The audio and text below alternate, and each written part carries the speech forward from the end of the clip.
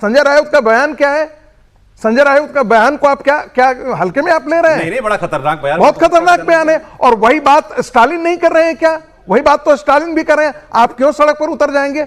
आप तो ये कहते हैं कि कॉन्स्टिट्यूशन के आधार पर तय होना चाहिए, जो कॉन्स्टिट्यूशनल प्रोविजन है उसके अनुसार होना चाहिए। ये कौन सी बात हो गई भाई कि हम डेवलप कर रहे हैं और आप नहीं डेवलप कर रहे हैं?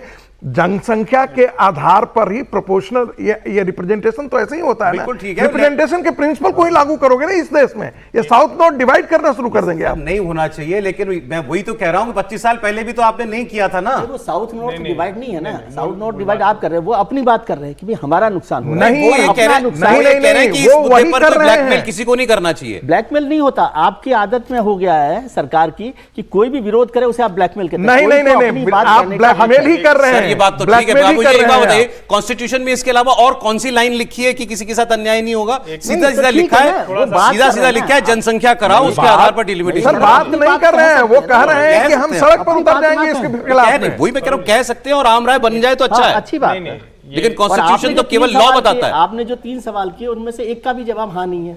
आपने कहा कि कोई वो विवाद खत्म हो गया, नहीं हुआ। उस विवाद पे कोई आम राय बनाने की कोशिश हुई, नहीं हुई। उसके लिए कोई रास्ता निकाला गया, नहीं निकाला गया। देखिए, पहली बात तो ये कि जो मैंने पहला ही कहा था उसका कोई जवाब हमारे विद्वान साथी लोग नहीं दे पाए कि उत्तर भारत कहाँ है जहाँ चुनाव होता है। नंबर 1, क्या कल को पूर्वोत्तर कहे कि हमारे पास कम सीटें हैं तो हमको वो अधिकार नहीं मिलते? क्या ये सच नहीं कि सीटें उतनी ही रहीं, लेकिन पिछले 10-11 सालों में नरेंद्र मोदी के शासनकाल में रेलवे, सड़क, सब चीज़ों की पावर इंफ्रा की बढ़ी, सब कुछ ठीक हुआ?